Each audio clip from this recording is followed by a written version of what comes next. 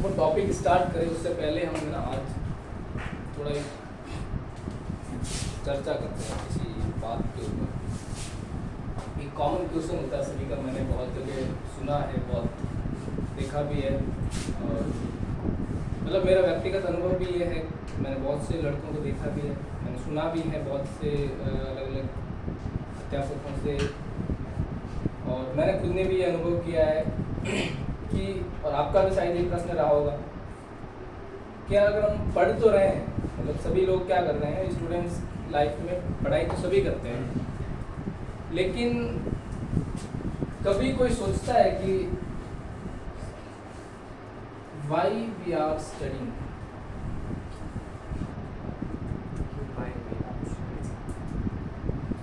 इसका पीछे रीजन क्या है?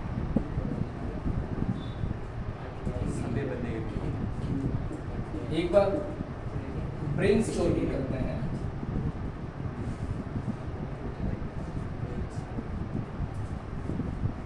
हम सभी चाहते हैं कि हम पढ़े, लेकिन पढ़ने का क्या मतलब सिर्फ नौकरी है?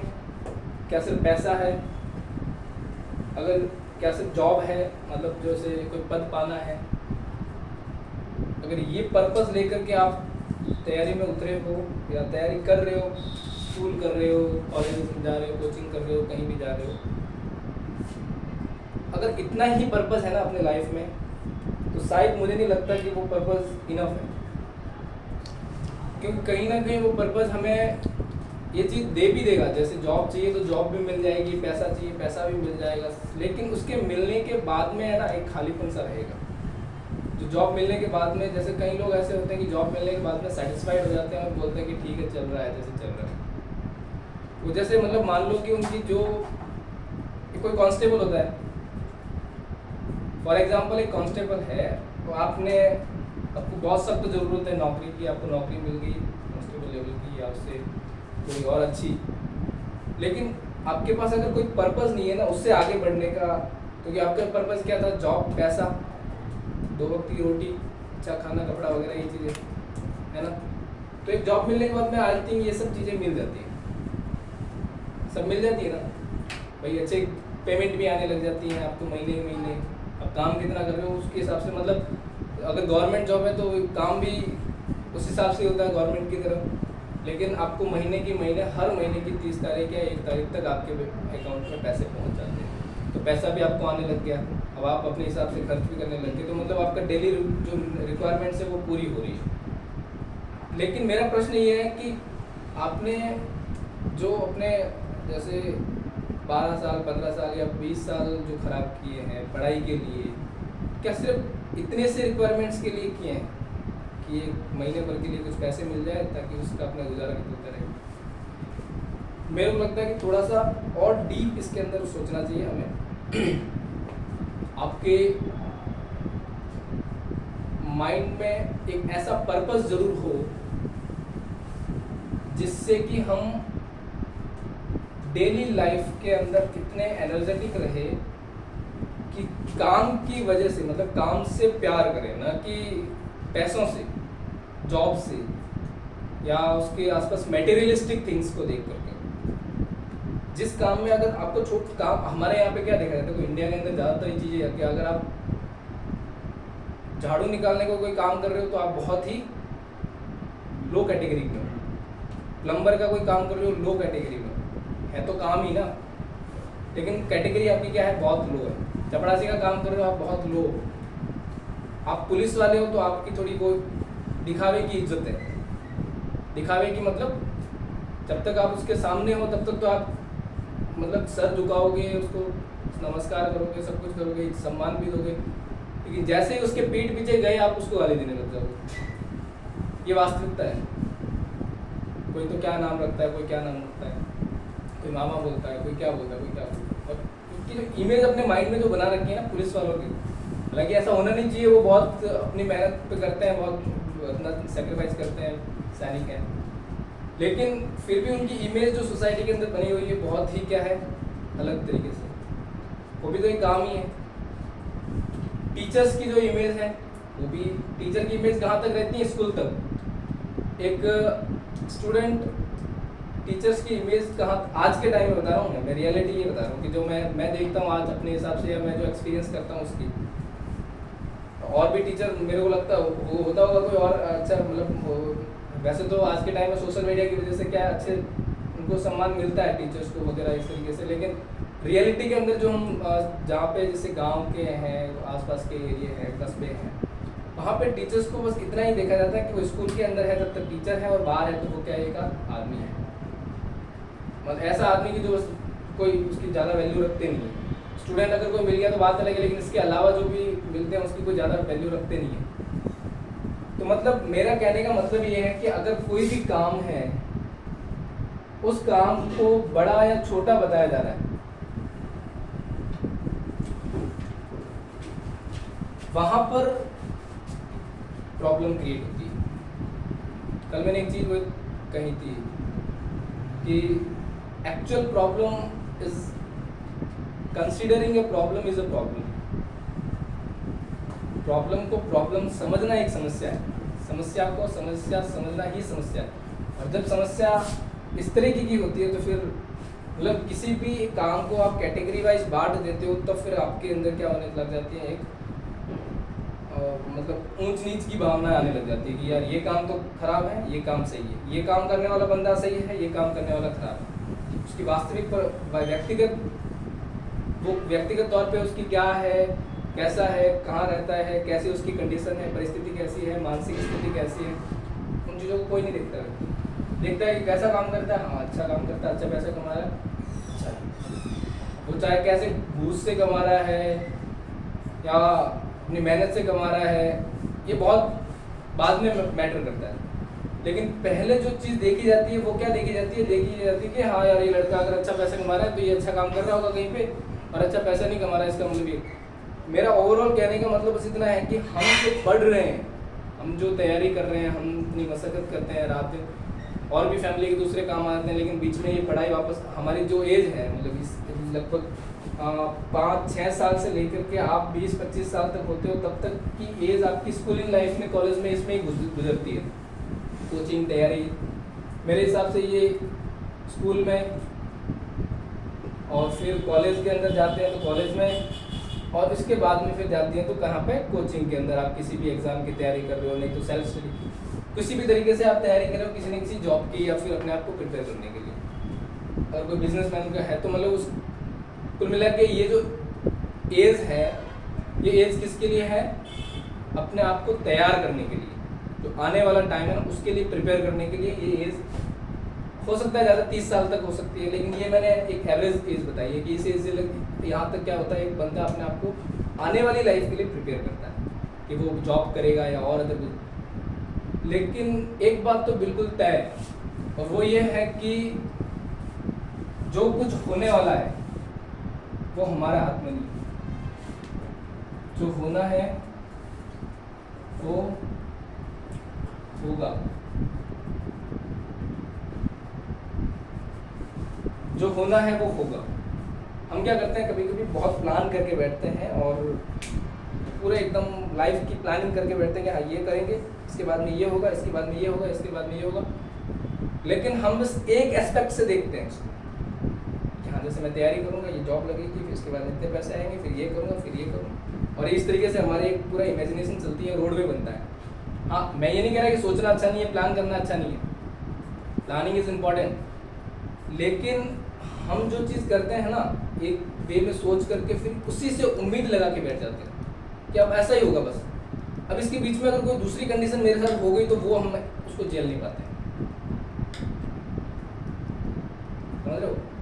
जैसे होता ही है, खुदा न खास्ता भगवान ना करे ऐसा किसी के साथ हो, लेकिन मान लो जैसे कोई तैयारी कर रहा है, बंदा सीरियस है फॉर किसी एग्ज़ाम के लिए, किसी भी चीज़ के लिए, लेकिन बीच में कुछ ऐसे इंसिडेंट उसके साथ हो जाती हैं कि वो या तो बॉडीली कुछ ऐसा हो जाता है, कोई एक्सीडेंट वगैरह, कुछ इस तरीके से फाइनेंशियली कोई ज़्यादा इश्यू हो जाता है, ताकि जो उसका प्लान था, जितने पैसे उसको इन्वेस्ट करने चाहिए थे यहाँ पे उसको पढ़ाई के लिए वगैरह, उसके लिए वो नहीं कर पाता, और फिर उसका डायरेक्शन चेंज होती है, उसको कमाना पड़ता है, उसको वो मतलब दूसरा फील्ड चेंज कर लेता है।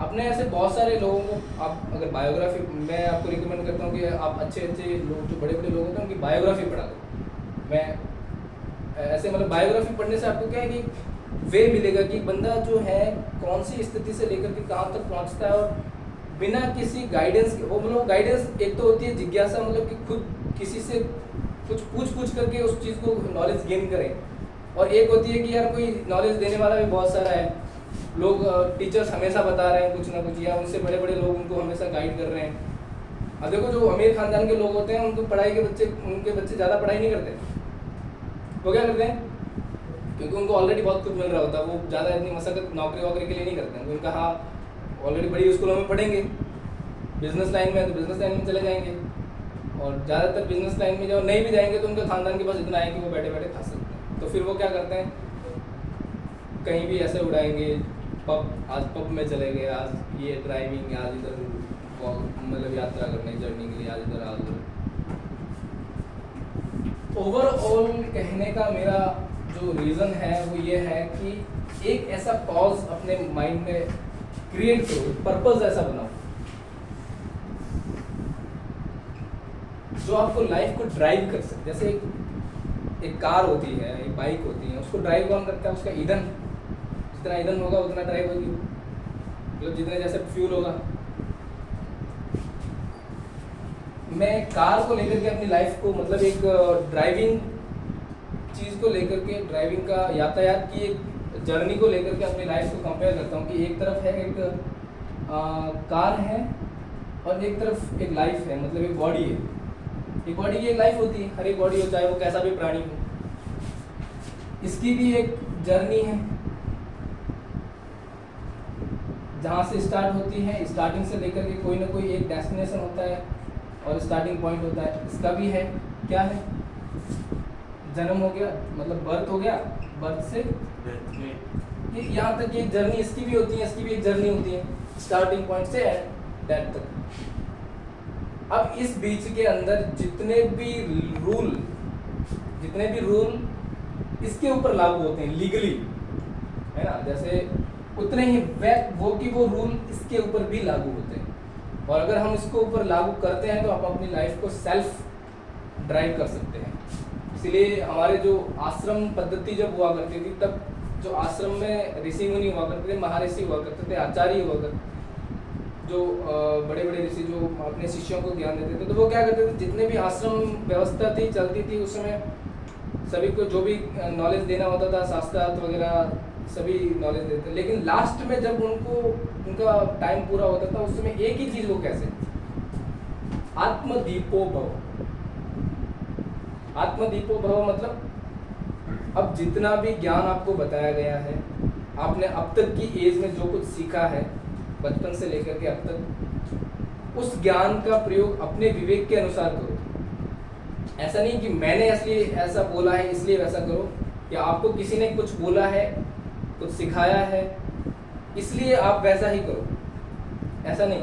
मतलब कोई भी रटी रटाई चीज़ को आप परस्यू करो, आप वैसे ही कंटिन्यू उसके ऊपर चलते जाओ, वैसा नहीं। अपना आत्म विवेक उत्पन्न करो, अपने अंदर एक ऐसी जिज्ञासा पैदा करो ताकि आप अपनी लाइफ के अंदर एक डेस्टिनेशन पहले तो बनाओ कि हाँ मुझे यहाँ पहुँचना है, ठीक है, एक डेस्टिनेशन होना चाहिए। प्लान मतलब ऐसे मत करो कि मैं ऐसे ऐसे जाऊँगा, हाँ लाइफ में डेस्टिनेशन ऐसा हो कि कोई मटेरियलिस्टिक डेस्टिनेशन ना हो। आई थिंक कि वो एक स्पिरिचुअल या एक मेंटली स्टेबिलिटी ऐसा डेस्टिनेशन हो जो अपने व्यक्तित्व को बढ़ाए, कि अपने आप उस लायक बना दे।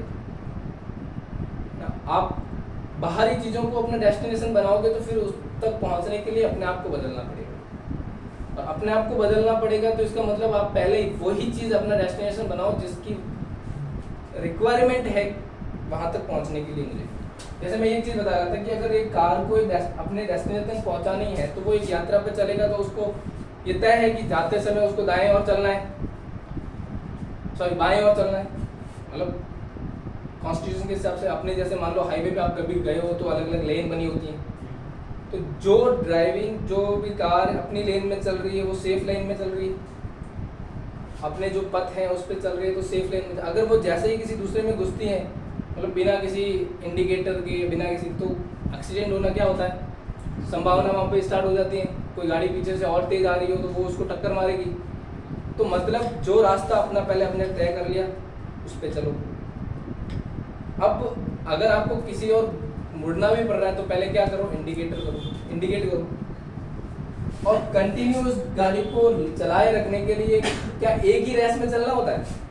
आप एक स्टार्टिंग से स्टार्ट होते हो, एंड तक सेम रेस से थोड़ी चलते हो। कहीं स्पीड में चलते हो, कहीं धीरे चलते हो, कहीं स्पीड में चलते हो। तो सेम लाइफ का ग्राफ भी यही है, जो ईसीजी ग्राफ होता है ना, ईसीजी, ये लाइफ का ग्राफ है।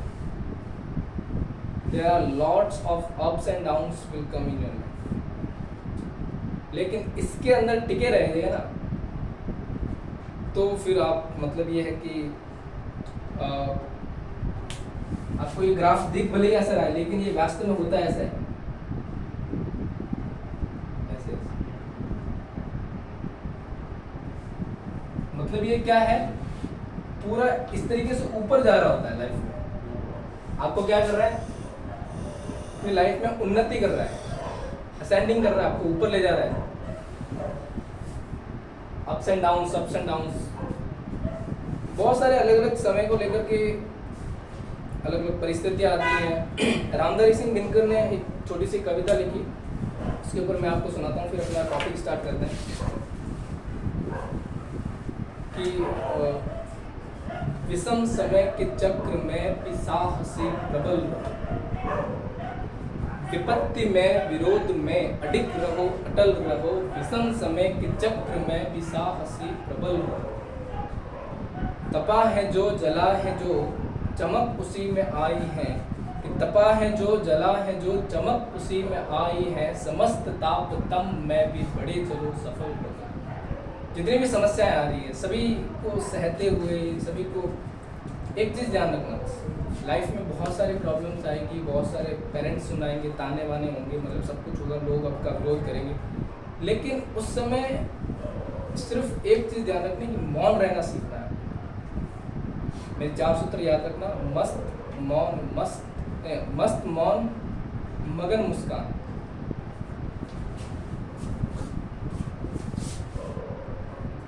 मौन रहो, मस्त रहो, अपने काम में मग्न रहो और मुस्कुराते रहो। ये 4 चीजें आपने अपने जीवन में गांठ बांध दी, आपकी लाइफ है, आपकी लाइफ है। आपकी लाइफ किसकी है? आपकी लाइफ है। बहुत सीरियस बात है। सलाह आपको बहुत मिलेगी, नॉलेज फालतू का बहुत मिलेगा, लोगों के पास समय बहुत है कि वो आपको नॉलेज देते रहें, ज्ञान देते रहें सलाह के रूप में। अब आपको क्या लेना है क्या नहीं लेना है, वो अपना विवेक का यूज़ करना। विवेक अलग चीज़ होती है, दिमाग अलग चीज़ होता है, बुद्धि अलग चीज़ होती है। विवेक में और बुद्धि में बहुत अंतर है, ये ध्यान रखना। मेमोरी जो होती है ना, जैसे कि यार मुझे इतना सारा याद है इतना, लेकिन बहुत सारी मैं कुछ किताबें पढ़ के बैठ जाऊँ और फिर मुझे ये भी नहीं पता हो कि सही क्या और गलत क्या है। यानी कि जो व्यक्ति सही और गलत के अंदर अगर सही रूप से कर सके ना, सही डिसीजन ले सके, सटीक डिसीजन ले सके, वो होती है विजडम। उसके बोलते हैं विवेक। वो विवेक उत्पन्न करना है आपको। समस्त ताप तम में भी बढ़े चलो सफल रहो, बस एक लक्ष्य साध कर गगन की ओर उड़े चलो। गटागिरी अटूट हो मगर सदा प्रबल रहो। ये एक लक्ष्य साधना है और बस चलते रहना है। गटागिरी अटूट हो उससे कोई फर्क नहीं पड़ता, बीच में कितनी बाधाएं आती हैं, आएगी। बाधाएं आने से आपको नहीं रुकना है, बस एक लक्ष्य साध कर गगन की ओर उड़े चलो। घटागिरी अटूट हो मगर सदा प्रबल रहो। अपने आप को मजबूत बनाना, अपने आप को मेंटली फिजिकली। ये जो मैं देखता हूँ कि बंदे क्या करते हैं आज के टाइम में, दिखावे के चक्कर में सुट्टा मारना, गुटखा खाना, बहुत चीप लेवल के नशे करते हैं। शराब पीना। आप पर्सनैलिटी वाइज कैसे हो वो मैटर करता है कि आपके अंदर जो ब्रेन पावर है, आपको सोचने की और वक्तव्य जो बोलने की क्षमता है वो कितनी अच्छी। आप एक जगह जाना कहीं पे भी और कहीं लोग खड़े हैं, वहाँ पे पहले तो मौन खड़े रहो, थोड़ी देर खड़े रहोगे तो आपके लोग मतलब, या आपके पास कोई मतलब ऐसा कोई व्यक्ति आया जो बहुत देर तक चुपचाप बैठा है, कुछ नहीं बोल रहा, तो आप उसकी इज्जत करोगे। पहले तो आप जानते नहीं हो उसको। मान लो क्लास में कोई टीचर आया, फॉर एग्जाम्पल क्लास में कोई नया टीचर आया, तो आप क्या करते हो, जब वो जब तक नहीं बोलता है तब तक आप एकदम सीरियस होकर बैठते हो। स्टार्टिंग होता है, स्टार्टिंग में ऐसे ही होता है कि जब भी कोई टीचर क्लास में स्टार्टिंग में आता है तो आपके अंदर एक सी भावना होती है कि पता नहीं टीचर कितना डीड है, कितना क्या है, कितना स्ट्रिक्ट है। जब तक वो मौन है तब तक क्या रहोगे आप, स्ट्रिक्ट रहोगे। जैसे ही उसका बोलने का तरीका बाहर निकलेगा, जैसे ही वो बोलेगा, अपने आप को एक्सप्रेस करेगा, तो आप समझ जाओगे कि वो टीचर आपको कितना बोलने वाला है, कितना आपको डांटने वाला है, किस तरीके से पीटेगा कितना। आपको एक अंदाजा हो जाता है, आपका विवेक काम करता है इतना कि नहीं यार ये टीचर ज़्यादा इतना स्ट्रिक्ट नहीं है। या फिर अगर कोई ऐसा बोल रहा है, डांट रहा है, मतलब जैसे किसी ने गलती से भी कोई पेन गिर गया और उठाने लग गया वो, तो वो उसको डांट दे, क्यों ऐसा क्यों कर रहा है, सीधा बैठ, उसको बाद में उठा देना, पहले ये काम जरूरी है, पहले ये देखो। मतलब इस तरीके से मान लो आपको पहले ही बार में टोक दिया, तो आपको लगेगा कि आपके माइंड में एक इमेज बन जाएगी कि नहीं यार ये बहुत स्ट्रिक्ट आदमी है, ये आज के बाद में ध्यान रखना पड़ेगा। तो फर्स्ट टाइम में जो आपकी इमेज बनती है किसी के भी व्यक्ति के माइंड में, वो कब बनती है कि आपका first impression is the last impression. First impression is the last impression. So आपका जो पर्सनालिटी आपको ऐसी बनानी है लाइफ के अंदर कि कोई भी व्यक्ति है ना, सोच करके भी ऐसा बोले कि नहीं यार, चाहे आपके बारे में कोई भी कितना गलत बोलता हो, लेकिन जिसको आपके बारे में सही से बताए ना, वो विश्वास ना करे, उसको इतना विश्वास ना हो कि नहीं यार ये काम ऐसा है, वो व्यक्ति ऐसा काम नहीं कर सकता। तुम चाहे कितना भी कुछ भी बोलो, लेकिन उस व्यक्ति के बारे में ना मैं जानता हूँ वो ऐसा काम नहीं कर सकता। नशा करना है, किसी मतलब फालतू वाली चीज़ों में ध्यान देना, बल्कि ये सारी चीज़ें बाय प्रोडक्ट हैं किसकी, पावर की। इफ यू हैव पावर, और पावर भी 4 प्रकार की पावर, 4 पावर आपके पास होनी चाहिए लाइफ में। जो प्रिपरेशन का मैंने टाइम बताया ना, इस प्रिपरेशन में 4 पावर को गेन करो। कौन सी 4 पावर? फर्स्ट तो आपका जो इंस्ट्रूमेंट है एज ए बॉडी, इस बॉडी को आपके पास आपके साथ देने वाले हर समय में आपके घर वाले नहीं रहेंगे, यार दोस्त नहीं रहेंगे, समय रहते बदलाव प्रकृति का नियम है। There is only thing which is permanent in this world which is change. इस दुनिया के अंदर बदलाव ही निरंतर है। जो चीज़ निरंतर और नित्य है, अटल है, अनवरत है, वो है बदलाव। हर वक्त हर क्षण बदल रहा है, आपको भी बदलना है, आप भी बदल रहे हो। क्या आपके बचपन का फोटो और आपका फोटो बराबर है? तो इसका मतलब आपका शरीर तो हर क्षण बदल रहा है, बदल ही रहा है। क्या आपकी मनस्थिति उस समय जो बचपन में थी वैसी है, आने वाले समय में वैसी रहेगी? तो किस बात पे डिपेंड करता है कि आज आप किस लाइन पे चल रहे हो, क्या क्या अपने आप को इम्प्रूवमेंट कर रहे हो। तो आपका टाइम कहाँ आप खर्च कर रहे हो। मैंने पहले 2 चीज़ें बताई थी कि आपका 2 चीज़ें वो आपकी है, एक तो आपका टाइम है, एक आपकी एनर्जी। आपका टाइम आप किसको दे रहे हो, आप अपनी एनर्जी कहाँ खर्च कर रहे हो, ये बहुत ज़्यादा मैटर करता है। तो लगता नहीं है उस समय, लेकिन ये बहुत ज़्यादा मैटर करता है कि आप जो टाइम दे रहे हो, अपने आप को दे रहे हो, अपने ऊपर इन्वेस्ट कर। टाइम को वेस्ट नहीं करना है बस, चाहे आप कुछ भी करो, फ़ोन भी चला रहे हो। मैं ऐसा नहीं कर रहा कि आप रील्स मत देखो, फ़ोन मत देखो, इंस्टाग्राम सब चलाओ, व्हाट्सएप फेसबुक, बशर्ते आप जो इंस्टाग्राम पे टाइम दे रहे हो, आप जो व्हाट्सएप पे टाइम दे रहे हो, आप यूट्यूब पे जो टाइम दे रहे हो, वो वेस्ट कर रहे हो, इन्वेस्ट कर रहे हो। एक तो होता है कि रील्स देख लिया, बस देखते जा रहे, उसका कोई मतलब ही नहीं, आपने कुछ सीखा ही नहीं उससे। एक चीज़ होती है कि आपने 15 मिनट, 20 मिनट, 1 घंटा जो रील्स देखी, उसमें वो रील्स देखी जो आपकी लाइफ के ओरिएंटेड है। आपने उन्हीं लोगों को फॉलो कर रखा है इंस्टाग्राम पे जो आपको लाइफ में उस डायरेक्शन में लेके जाते हैं, आपको मोटिवेट करते हैं। आपको सिर्फ उत्तेजना पैदा करने के लिए नहीं ऐसी रील्स देखनी, वो आपकी ब्रेन पावर को क्षीण करती है ना। बहुत मैटर करती है कि आप अपना टाइम किसको दे रहे हो। रील्स देखने की आदत सबकी है लगभग आज के टाइम में। सोशल मीडिया में ऐसा कोई नहीं बचा, बी ऑनेस्ट, कि मैं भी खुद भी देखता हूँ। और मैं अपनी बात कर रहा हूँ, मेरे से बड़े बड़े टीचर जैसे कि विकास देवी कृति जी के बारे में आप जानते हो? जानते हो? नहीं जानते, कोई बात नहीं। यूपीएससी की बहुत बड़े टीचर है और आज के टाइम में लगभग दिल्ली के अंदर दृष्टि आई है, सुना है ना? उन्होंने खुद ने ये दावा किया है कि मैं भी रील्स देखता हूँ। पहले तो मैं कभी देखता नहीं था, लेकिन एक दिन मतलब वो इंस्टाग्राम डाउनलोड किया तो मैंने एक रील्स के अंदर ही देखा ये चीज़। उन्होंने बोला एक दिन कि पहले तो मैं इंस्टाग्राम कभी मेरी आईडी नहीं बना रखी थी, लेकिन जैसे मैं इंस्टाग्राम पे आया, एक दिन मैं फ़ोन लेके बैठा हुआ था, तो जैसे ही मैंने रील्स स्टार्ट की, कब वो 2 घंटे में तब्दील हो गई और 2 घंटे बाद में याद आया कि अरे यार मेरे को तो कोई और काम था। मतलब वो 2 घंटे कैसे बीत गए उनको पता ही नहीं चला। मतलब आपके साथ भी ऐसा होता होगा, कभी रील्स देखने बैठे हो तो रील्स देख रहे हो। ये बहुत सीरियस प्रॉब्लम है, ये बहुत आपको समझने वाली। लेकिन यहाँ पर अगर आपको 2 या 3, 10 रील्स देखने के बाद में अगर आपको ये नहीं लग रहा है कि नहीं यार मुझे भी कुछ करना है, उसका मतलब आपको रील्स में वो रील्स आपको खींच रही है, वो रील्स आपको आगे नहीं बढ़ा रही।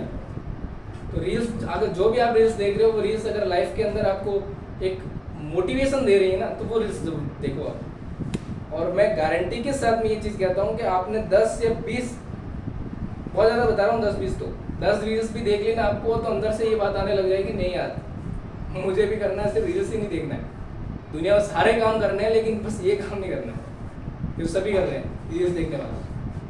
और आज के टाइम में तो छोटे छोटे बच्चों के पास भी फ़ोन है, वो भी यही देखते हैं रील्स।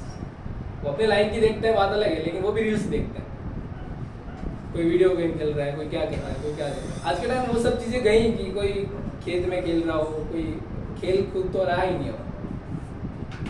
पहली चीज़ बॉडी के ऊपर, दूसरा ब्रेन को, फर्स्ट फिजिकल पावर, दूसरी मेंटल पावर, तीसरी है मनी पावर। पैसा भी कमाना है, ये नहीं है कि बस ईमानदारी रहना है, ईमानदार रहना है। ईमानदारी मैं ये नहीं कह रहा कि आपको ईमानदारी बेईमान होकर के पैसे कमाने हैं या फिर इस तरीके से कहीं पैसे इतने कमाओ कि आपको सोचना ना पड़े, हाथ नहीं फैलाना पड़े किसी को। अब फाइनेंशियली और इमोशनली बस अपने फ्रीडम पे रहे। इमोशनली किसी के ऊपर डिपेंड मत रहो। इमोशनली डिपेंडेंट मतलब कि आज के टाइम में ज़्यादातर जो लोग नशे पते, इस एज में जो नशे के और जा रहे हैं, वो इमोशनली डिपेंडेंट है औरों के ऊपर। इस वजह से वो के, और जब जैसे क्या होता है कि जब मैं जैसे एक व्यक्ति हूँ, मैं उम्मीद करता हूँ किसी और से कि यार उससे मेरे को प्यार मिले, उससे मेरे को मोहब्बत मिले और वो मेरे को खुशी दे, और जब ऐसा नहीं होता है तब वो व्यक्ति क्या होता है, अंदर ही अंदर घुटता है, अंदर ही अंदर परेशान होता है, बेचैन होता है। और वो बेचैनी निकालने के लिए फिर वो क्या करता है, वो बेचैनी फिर यहाँ होती है आपके मन, और फिर वो बेचैनी को पूरी करने के लिए क्या करता है, उसको रिलैक्स करता है। और रिलैक्स करने का जरिया क्या है, तो शिथिल कर दो, उसको चुप कर दो। चुप कैसे करेंगे इसको, सिगरेट पियो, शराब पियो, है ना, यही तरीके। ड्रग्स ले रहे हैं लोग तो बहुत, कोकीन वगैरह इस तरीके से। क्यों अपने आप को इतना डिपेंड करते हो किसी और पर? यार आपका शरीर, आपकी लाइफ है, आपको एटलीस्ट आप तो सोचो उसके बारे में कि क्यों अगर किसी इंसान को आप इतनी वैल्यू दे रहे हो कि वो आपको इतना पैरालाइज कर रहा है। किसी से उम्मीद नहीं रखनी है, उम्मीद खुद से रखनी है, विश्वास भी खुद पे रखना है। हाँ, कोई साथ दे रहा है तो अच्छी बात है, जो जितना साथ दे उसका उतना शुक्रिया। जीवन में ये लाइफ बना देना कि जो जितना साथ दे उसका उतना शुक्रिया। मेरे लाइफ में ऐसे बहुत सारे इंसिडेंट हुए हैं, तो मैंने तो ये 4-5 चीज़ें मेरे लाइफ में हमेशा रही है और मैं हमेशा रखता हूँ। मैं गुनगुनाता भी रहता हूँ, मैं मस्त रहता हूँ जब भी रहता हूँ। तो ऐसी कोई चीज़ें हो जाती है तो मैं मन ही मन में बहुत ही मस्त रहता हूँ, ठीक है यार, ऊपर देख के बोलता हूँ अच्छा है, भगवान ने मेरे साथ ये भी किया, ये भी पल मेरे को देखने को मिला। तो मस्त रहना है, मौन रहना है। बोलना कहाँ पर है, आपके माँ बाप के सामने कभी नहीं बोलना। वो कितना भी कुछ भी सुनाएगा, मैं ये गारंटी के साथ में बोल रहा हूँ कि जो आपके पिताजी, जो आपकी माता, जो आपके घर में जो बोल रहे हैं वो आपको सुनाएंगे, बिल्कुल कहेंगे, कुछ भी कहेंगे, लेकिन अगर वहाँ पर आप मौन रह, मन में कितनी भी बात आ रही है लेकिन रहना मौन है, इसको ताले में रखना है। वो भड़ास ऐसा नहीं है, कई लोग क्या होते हैं कि उनको बोलने की लहजा नहीं होता, वो अपने माँ बाप के सामने किस तरीके से क्या क्या बोल जाते हैं उनको पता भी नहीं रहता। आपको वहाँ नहीं बोलना है। और अगर बाहर आपको कोई सुना रहा है तो उसको मुंह पे बिल्कुल हाथों हाथ जवाब दो, हैंड टू हैंड, लेकिन माँ बाप के सामने नहीं बोलना। माँ बाप आपको सुनाएंगे, उनका अधिकार है, उन्होंने आपको बहुत इस लायक बनाया है यहाँ तक, तो आपको उनके आप देखो, आप ऐसे बहुत सारे लोग हैं जो जिनके माँ बाप भी नहीं है, उसके बावजूद भी वो कहीं ना कहीं कुछ ना कुछ अपनी लाइफ में करने की कोशिश कर रहे हैं। उनके ऊपर जिम्मेदारियाँ, हालांकि जिम्मेदारियाँ लेनी जरूरी है। मैं कह रहा हूँ इंसान जब तक खुद की जिम्मेदारी नहीं लेता तब तक वो आगे नहीं बढ़ता। आज के टाइम में ज़्यादा लोग जो अच्छे पढ़े लिखे माँ बाप क्या करते हैं कि वो अपने बच्चों को बहुत ज़्यादा पाल पोस के रखते हैं, और जब भी लाड प्यार बढ़ा वो बच्चा बिगड़ने लग जाएगा। ज़्यादा लाड प्यार बढ़ने लगता है ना, मेरा बच्चा ये, मेरा बच्चा वो, मेरा बच्चा ऐसा। थोड़ा बहुत अगर कुछ किसी ने बोल दिया तो उसको डांट देंगे, लेकिन उस बच्चे को नहीं डांटेंगे। कोई बड़ा व्यक्ति है, मान लो उससे उसमें घर में थोड़ा सा बड़ा है और उसने इसको कुछ बोल दिया तो बड़े वालों को पीट देंगे, लेकिन छोटे वालों को नहीं पीटेंगे। तो छोटे वालों को क्या है कि एक इंकरेजमेंट मिलती है कि नहीं यार मेरे, मतलब एक सेंस होती है अंदर, जो आपकी सिक्स सेंस, जो मैं कह रहा हूँ विवेक, वो काम करता है, वो बुद्धि काम करती है कि नहीं यार मैं जब भी कुछ करूँगा, चाहे गलत भी कर दूँ तो भी डांटेंगे इसको। वो मेरे को डांट रहा है ना, तो मैं रो जाऊँगा थोड़ा और वो उनको डांटेंगे, मेरे को नहीं डांटेंगे। तो फिर वो क्या करता है, कभी ऐसा जैसे मान लो कोई फ़ोन चला रहा है, कोई बच्चा फ़ोन चला रहा है और उससे मैंने फ़ोन ले लिया और उसको थोड़ा डांट दिया, तो उसमें जो घर में कोई बड़ा होगा वो रोने लग जाएगा, क्योंकि फ़ोन उसके पास, उससे फ़ोन खेल रहा था, गेम खेल रहा था, क्या कर रहा था वो सब उसकी। लेकिन मैंने फ़ोन ले लिया तो वो रोने लग जाएगा, और अब मम्मी आएगी, वो किसको डांटेगी, उसको तो मेरे बच्चे को क्या हुआ, मेरे बच्चे को किसने फ़ोन ले लिया मेरे, तो उसको क्या करेगी फिर, मतलब उसको लाड प्यार करेगी और फिर उसको चुप रखेगी। और मेरे को जैसे मान लो मैंने फ़ोन लिया तो मेरे को डांटेगी, ये होगा। अब तो उस बच्चे को क्या मिल जाएगा, एक एनकरेजमेंट मिल जाएगा कि नहीं यार मेरा हेल्प करने वाले मेरी मम्मी है, मेरे पापा है। और इस तरीके से उसको उसके माइंड में धीरे धीरे क्या है, वो जैसे जैसे बड़ा होता है तब बहुत जब लाड प्यार बनने जाता है फिर वो बिगड़ने लग जाता है। और इस समय माँ बाप गलती ये करते हैं, अब कुछ नहीं बोलते। अब जैसा अगर जैसे कुछ भी बोला तो सामने वाला जवाब मिल जाता हाथों हाथ। अब तो डरते हैं, वो डरते क्यों कि यार आजकल की जो चीज़ें आसपास सुनने को मिल रही है, थोड़ा बहुत कुछ ज़्यादा बोलूँगा तो ये तो लटक जाएगा कहीं भी। देख नहीं रहे हो, मैं इतने सारे केसेस सुनता हूँ, मैं तो ज़िंदगी में बहुत प्रॉब्लम, कैसे भी प्रॉब्लम आ जाए, कभी ये ऐसा काम मत करना है कि यार जाकर लटके। यार मैंने, आप साहित्य को पढ़ो और उससे बहुत कुछ सीखने को मिलेगा कि यार कैसी भी परिस्थिति हो अडिग रहना है, अटल रहना है, समस्त तापतम में भी बड़े चलना है। मतलब कैसे भी परिस्थिति, समस्त तापतम में भी बड़े चलना, विपत्तियाँ और विरोध में अडिग रहो, अटल रहो। जब भी विपत्ति हो, जब भी विरोध हो रहा है आपका, तो उसमें मौन रह करके चलते रहो, अपना काम, अपने काम से काम रखो। जब हम रेस्पॉन्स देते हैं ना किसी को, जैसे मैंने कुछ आपको बोला कि किसी को गाली दी मैंने कि तू ऐसा है, और अगर उसने मेरे को कुछ नहीं बोला, मेरे को और गुस्सा आएगा, यार मैंने उसको इतनी बुरी गाली दी और उसने मेरे को कुछ कहा ही नहीं, ऐसा कैसे हो गया, उसकी इतनी हिम्मत कि मेरे को इग्नोर कर दिया।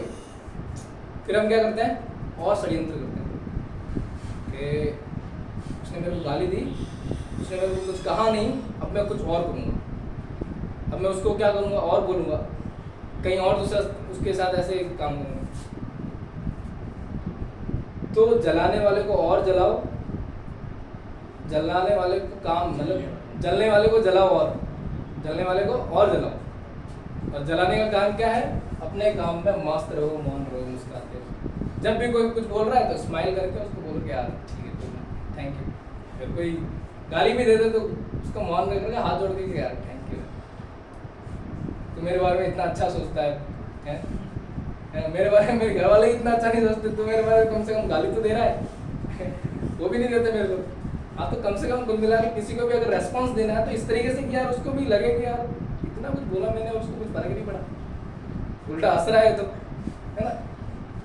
अपनी पर्सनैलिटी ऐसे बनाओ कि पानी कैसे होता, वाटर, अब जैसे शेप में डालोगे वैसा शेप अपने आप को क्या कर लेगा। प्रकृति से बहुत कुछ सीखने को मिलता है भाई, नेचर। मैं कह रहा हूँ कि स्कूलिंग लाइफ के अंदर अब तक आपने सिर्फ किताबें पढ़ी है, और ये किताबें सिर्फ जॉब तक सीमित है आपके, इसके बाद में लाइफ में कहीं ज़्यादा काम की नहीं है। बहुत सटीक बोल रहा हूँ, बहुत साफ बोल रहा हूँ। और ये किताबें आपको, ये वाली किताबें बात कर रहा हूँ जो अब तक आपने स्कूल में पढ़ी, ऐसा नहीं कि ये काम नहीं आएगी, ये काम आएगी लाइफ में। अगर आप सीख रहे हो उससे तो बहुत काम आती। साहित्य को अगर आप डीप जा रहे हो उसमें तो बहुत काम की है, लेकिन नेचर से भी बहुत कुछ सीखने को मिलता है। जो विवेक की, मैं कह रहा हूँ कि जो बुद्धि है, जो विवेक है, वो पैदा करने के लिए आपको प्रकृति से सीखना पड़ेगा। किताबों में विवेक नहीं है, किताबों में वो आनंद नहीं है। आनंद तो यहाँ है ना। अब जरा सोच के देखो कि आपको कोई अगर खुशी दे रहा है, आपको किसी ने कुछ बोला, आपको किसी ने आपकी प्रशंसा की है, तो क्या उसने आपको कुछ मिठाई खिलाई है तो आपको खुशी मिली? किसी ने आपको कुछ कहा थोड़ी, किसी ने कुछ दिया थोड़ी है बाहर से, अंदर से ही तो पैदा हुआ है। इसका मतलब जैसे आपको गुस्सा आता है तो भी कोई अंदर से ही पैदा होता है, तो कहीं ना कहीं अंदर एग्जिस्ट करती हैं ये चीज़ें, तभी तो होती हैं। जैसे मान लो यदि इस तरीके की बात होगी कि जैसे आप कोई टीवी हो, सामने वाले ने किसी ने रिमोट दबाया, जैसे ये बटन दबाया तो आप एकदम गुस्सा हो गए, दूसरा बटन दबाया तो आप एकदम एक्साइटेड हो गए, तीसरा बटन दबाया आप खुश हो गए, चौथा बटन दबाया आप एकदम दुखी हो गए, मायूस से पड़े हो, उदास हो। तो ये तो फिर आप एक इंस्ट्रूमेंट की तरह हो गए। फिर आपकी लाइफ में फ्रीडम कहाँ है? आपकी तो फ्रीडम कहीं रही नहीं। जबकि मैंने क्या बोला कि एक इंसान को, एक ह्यूमन बीइंग को सबसे पहला जो उम्मीद है, अपनी जो पर्पस है, वो ये है कि उसको खुश रहना है। और खुश वो कब रहेगा? जब वो आत्मदीप, मतलब आत्मनिर्भर है। आत्मनिर्भर मतलब स्वयं की आत्मा पर उसको विवेक, उसका इतना विवेक है कि वो अगर हंसेगा, अगर रोएगा, अगर दुखी होगा तो वो अपनी इच्छा से होगा। हालांकि ऐसा नहीं कह रहा हूँ कि वो होगा नहीं उदास, होगा तो अपनी इच्छा से होगा, किसी के कहने पर कभी नहीं होगा। बस इतनी सी आपको चीज़, आपको अपनी पर्सनालिटी इतनी सी बनानी है। अगर किसी ने गाली दी, अच्छी बात। किसी ने आपकी प्रशंसा की, बहुत अच्छी बात। किसी ने आपको इग्नोर किया, रिजेक्ट किया, और अच्छी बात। सीधा ये कहो कि किसी ने अगर आपको नहीं एक्सेप्ट किया तो ये अच्छी बात है यार, उसकी किस्मत अच्छी नहीं थी। कम से कम अपने प्रति तो पॉजिटिव नज़रिया रखो। यार किसी ने आपको रिजेक्ट किया है तो हो सकता है शायद उसका किस्मत खराब हो ना। जरूरी थोड़ी है कि भी मैं उसके लायक नहीं था। ऐसे क्यों बोलोगे मैं उसके लायक नहीं था? मैं, हो सकता है वो मेरे लायक नहीं रही होगी, ये भी तो हो सकता है। एक चीज़ के दो पहलू होते हैं, एक सिक्के के दो पहलू होते हैं। हम अगर एक ही पहलू को लेकर चलें और अपने प्रति नेगेटिव नज़रिया रखें तो फिर हमारा तो फिर एक डायरेक्शन में देखना हो गया। हम कहाँ से द्वैतवाद, साइंस कुछ बोलती है ड्यूअल थ्योरम, साइंस के अंदर है ड्यूअल थ्योरम। इलेक्ट्रॉन्स जो होते हैं एक साइंस के अंदर, जैसे इलेक्ट्रॉन आपने पढ़ा होगा, कभी सुना होगा छोटी क्लासों में, इलेक्ट्रॉन होते हैं जिसकी वजह से ये लाइट्स चल रही हैं। इलेक्ट्रॉन की गति की वजह से। इलेक्ट्रॉन क्या करता है? इलेक्ट्रॉन के पास जो फोटोन होते हैं, सॉरी इलेक्ट्रॉन की लाइट जो होती है, लाइट जो प्रकाश से आती है, वो फोटोन दो तरीके से चलती है। एक तो पॉइंट वाइज पैकेट्स के रूप में फोटोन चलता है, एक चलता है वेव टाइप, वेव में। और एक ही चीज़ दो तरीके से अगर बिहेव करती हो तो थोड़ा एक साइंटिस्ट को क्या, मतलब ये चीज़, और इन दोनों, सिर्फ इन दो चीज़ों की वजह से पूरी विज्ञान दो अलग अलग भागों में बढ़ गई। एक तो क्लासिकल, दूसरी वापस होगी मॉडर्न। क्लासिकल फिजिक्स अलग चलती है, मॉडर्न फिजिक्स अलग चलती है। वो खैर 11-12 की बात है, लेकिन एक छोटी सी जो ड्यूअल थ्योरम है वो हर जगह, द्वैतवाद जो हर जगह लागू होता है। भगवान ने भी, श्री कृष्ण भगवान ने भी ये चीज़ बोली है, इसके अंदर द्वैतवाद के बारे में चर्चा की। तो द्वैत चीज़ को हमेशा ध्यान रखो, कभी भी एक नज़रिए को लेकर के मत चलो, सिक्के के दोनों पहलुओं को हमेशा देखो, और जो अपने प्रति हैं हमेशा सकारात्मक दृष्टिकोण रखो तो ज़्यादा अच्छा है। बजाय इसके कि यार सामने वाले ने रिजेक्ट किया, नो बोला तो कोई बात नहीं, नेक्स्ट अपॉर्चुनिटी है ना। नेक्स्ट अपॉर्चुनिटी अगर किसी ने मना किया, किसने मना किया, अगले पे चलेगा, अगले ने मना किया, तीसरे अगले। या उदास होकर के बैठना, नशेबानी, ये करना वो करना। और दूसरी चीज़ की आजकल जो मैं देखता हूँ पूरी सोसाइटी के अंदर, सबसे बेकार चीज़ मेरे को ये लगता है कि यार लोग इतने वो स्कूल में जाने के बाद में भी या विद्यालय में जाने के बाद में भी इस कदर कैसे सोच लेते हो, भाग जाते हैं किसी के साथ। अरे यार किसी से अगर तुम्हें और भागने की बात, मैं ये नहीं कह रहा कि भागने नहीं, भागने के बाद में वो क्या करते हैं, पकड़े जाते हैं, वापस आते हैं गांव में, अब सभी से चर्चा करते हैं और उसके माँ बाप भी सभी पूरे 5 गाँव को इकट्ठा कर रहे हैं। मतलब जो चर्चाएं पहले 2 घरों तक थी, 3 घरों तक थी या कुछ गांव तक थी, वो पहुंचती है 5 गांवों तक। इतनी बुद्धिमत्ता कहाँ से लाते हो यार? लोगों को मतलब थोड़ा बहुत तो अपने कॉमन सेंस रखना चाहिए कि यार ठीक है, अगर माँ बाप नहीं परमिशन देते इतना दूर जाओ ना कि वापस कभी किसी को मिलो ही नहीं, कम से कम इतनी तो वो रखो।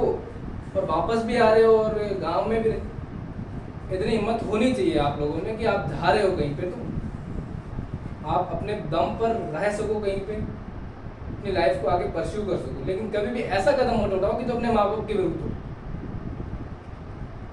हो सकता है वो एक बार में कन्विंस ना हो, तो थोड़ा काम ठहरो, थोड़ा उनको बताओ, उनको कन्विंस करो, ट्राई करो। यार आपके माँ बाप आपसे कन्विंस नहीं होंगे तो किससे कन्विंस होगे?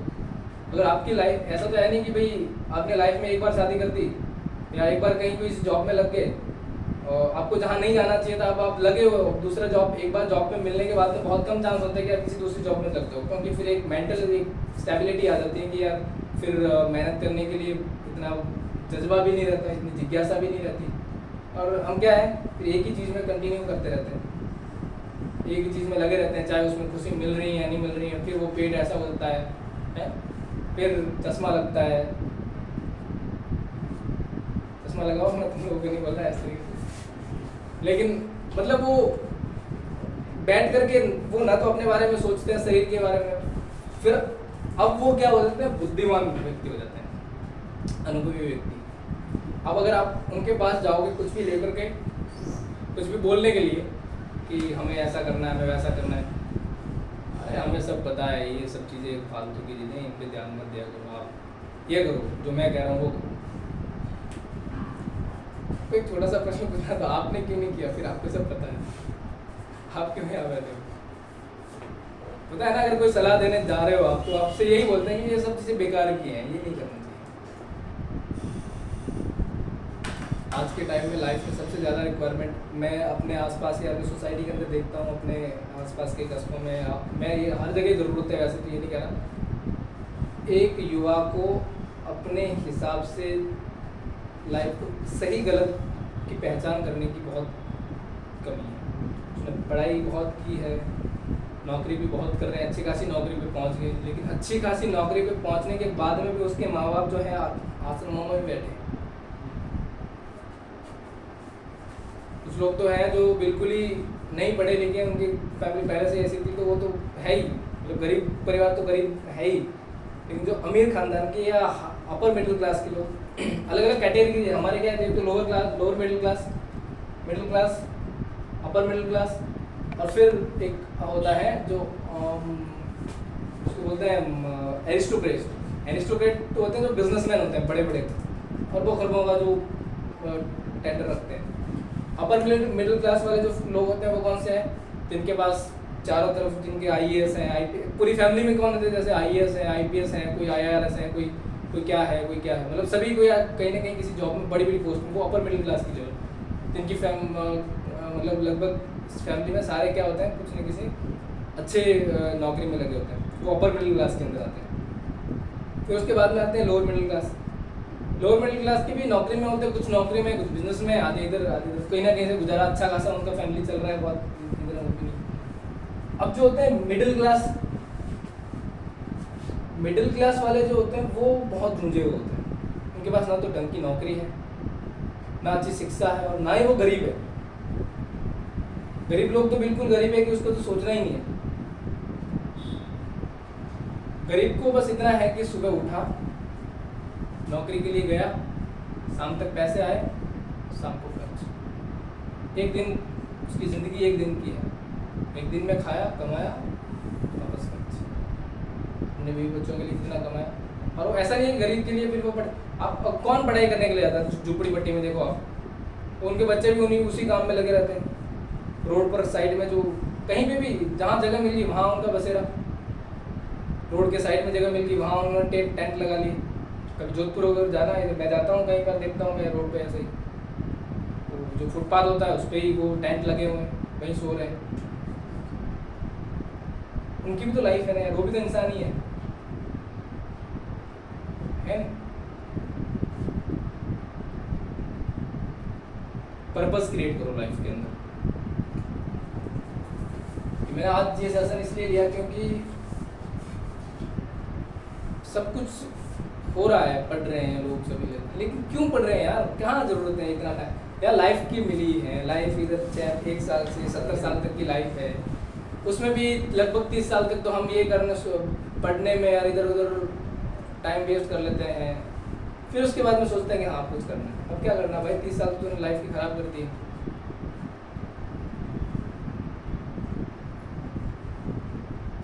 कुछ बड़ा सोचो मतलब, और सोचना भी तो छोटा नहीं सोचना है।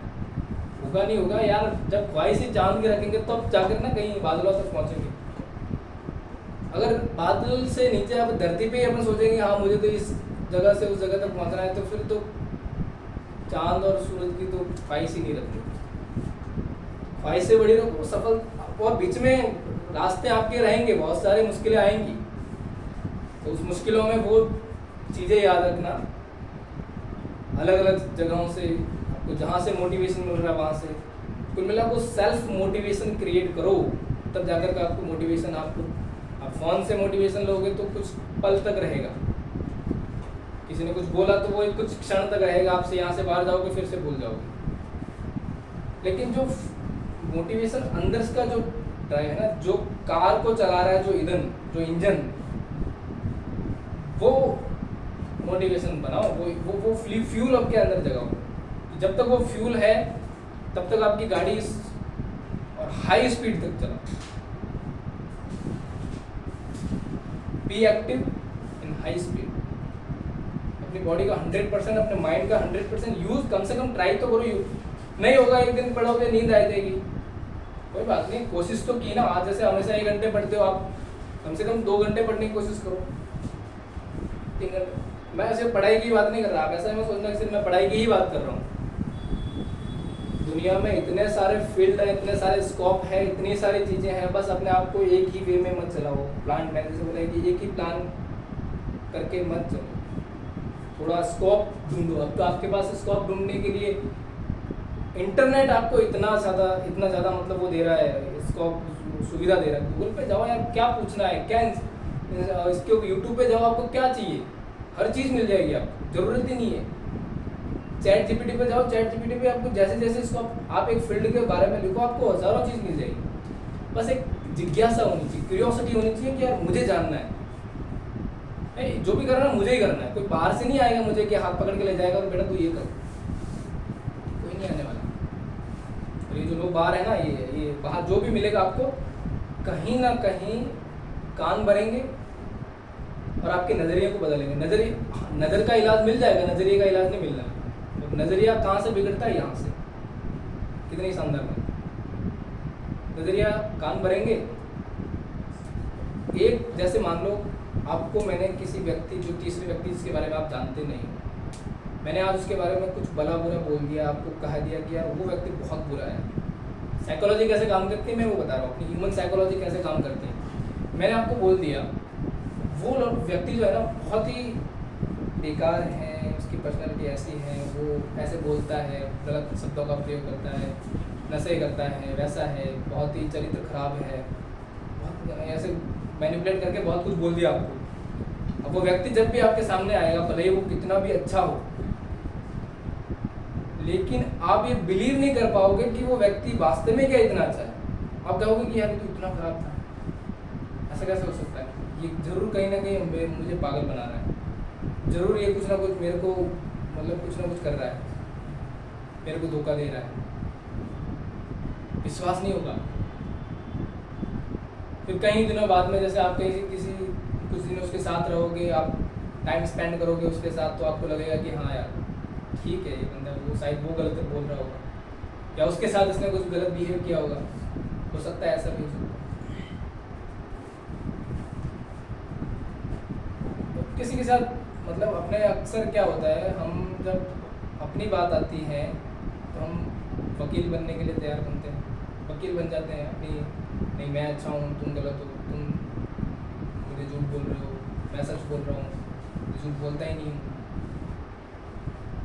और जब दूसरों की बात आती है तो मैं जज बन जाता हूँ, ये तो गलत है, ये सही हो ही नहीं सकता। ये बाहर सोसाइटी के अंदर हो रहा है।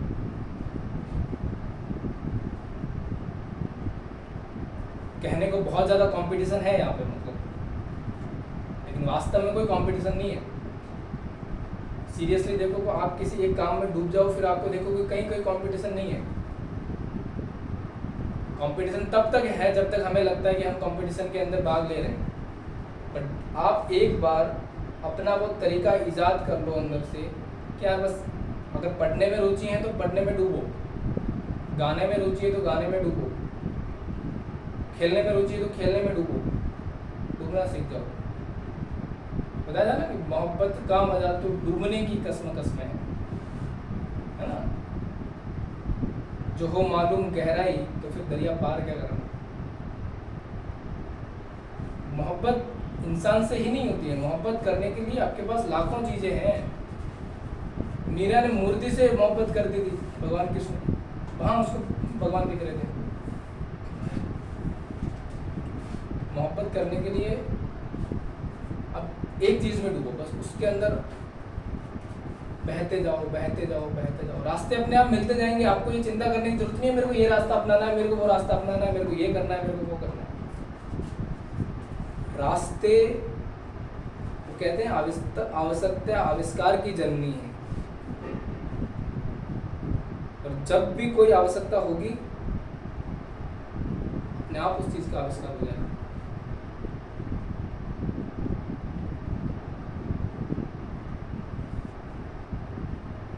ये टॉपिक मैंने आज इसलिए उठाया क्योंकि मैंने बहुत दिनों से मैं ये सोच रहा हूँ, और मैंने बहुत इधर उधर से सुना भी है। कहीं वाले मेरे को इस तरीके से कोई इस तरीके से जब बात करता है तो मेरे को ये ऐसा लगता है कि यार शायद उन लोगों को ज़बरदस्ती पढ़ाया जा रहा है। कोई पढ़ने की इच्छा ही नहीं है, फिर भी ज़बरदस्ती नहीं तुम पढ़ो,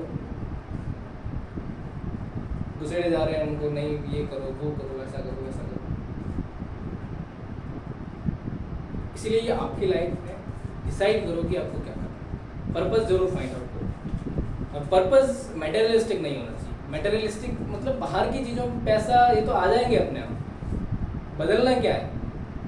अपने आप को बदलना है। दुनिया बदलने की वो करो मतलब, दुनिया तो अपने हाथ में है ही नहीं है। जो लोग, अगर आप इस तरीके से सोच रहे हो कि यार दुनिया बदल लेंगे तो कुछ नहीं बदल पाओगे, अपने आप को बदलो। क्योंकि इस दुनिया में मेरे को लगता है सबसे मुश्किल काम ही यह है कि अपने आप को बदलना। पहले तो अपने आप को समझना। हम दूसरों को तो बहुत जल्दी समझ जाते हैं कि यार ये लड़का, हाँ जानता हूँ बहुत अच्छी तरीके से, कहते ही नहीं है इसके बारे में तो बहुत अच्छी तरीके से जानता हूँ, इसके बारे में क्या बात करें, पूरा बायोडाटा बता, लेकिन खुद के बारे में कोई बायोडाटा नहीं पता है। किसी के बारे में टिप्पणी करना बहुत आसान काम है, लेकिन खुद के बारे में अगर टिप्पणी करने के लिए बोलते तो सब तुमसे नहीं निकलेंगे। तो इंटरव्यूअर आपके पास आए और बताए कि आपके बारे में, आप क्या अपने लाइफ में करना चाहते हो, क्या आप अपने जीवन में आपका क्या उद्देश्य है, क्या आप बनना चाहते हो, क्या आप करना चाहते हो, समाज में क्या कंट्रीब्यूशन करना चाहते हो। प्रश्न करो अपने आप से। अगर मान लो मेरे से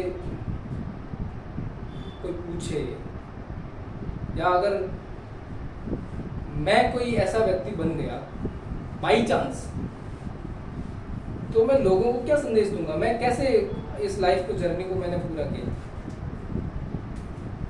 दो सिचुएशन में आपके साथ में रखता हूँ। एक तो जैसे कि आपने कोई, जैसे सोशल मीडिया पे आज के लोग हो जाते हैं, इंस्टेंट वायरल हो जाते हैं कोई वीडियो अचानक से, और फिर वो व्यक्ति क्या है अचानक से सर्कुलेशन में आने लगता है और वो वायरल हो जाता है, और फिर उसको क्या, उसकी नाम होने लग जाता है, और फिर उसकी डिमांड होने लग जाती है। ऐसे भी वीडियो सोशल मीडिया पे आते हैं। और एक जो बंद कमरे में बहुत सालों से मेहनत कर रहा है, फिर वो अचानक से बाहर निकलता है। ज़्यादा चमक आपको किसमें दिखेगी? ज़्यादा चमक किसमें दिखेगी? ज़्यादा सफलता का शोर किसका मचेगा?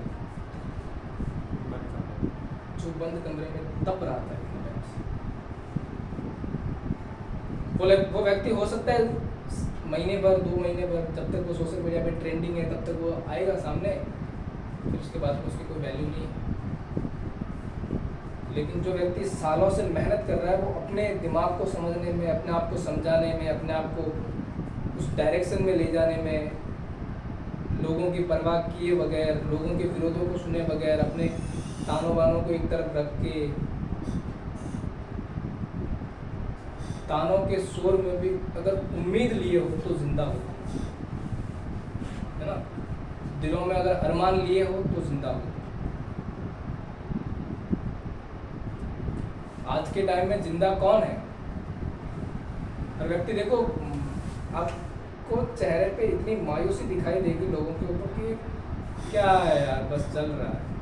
अब किसी से पूछो कि भाई कैसा है, अरे ठीक है यार, बस काट रहे हैं। अरे काट क्यों रहे हो भाई, जिंदगी है, क्यों काट रहे हो? है काटने की कहाँ जरूरत है? लाइफ जीरो अच्छे से, है काटने की कहाँ जरूरत है?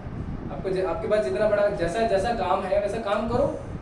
और उस काम में कबीरदास जी क्या करते थे? झाड़ू निकालते, लेकिन झाड़ू बोल रहे कि मैं झाड़ू निकाल रहा हूँ तो भी मैं उसमें डूबा हुआ हूँ, मेरे को ऐसा लग रहा है कि बस इससे बढ़ के मेरे को कोई काम नहीं है। कपड़े बना रहा हूँ तो उससे बढ़ के मेरे पास कोई काम नहीं है।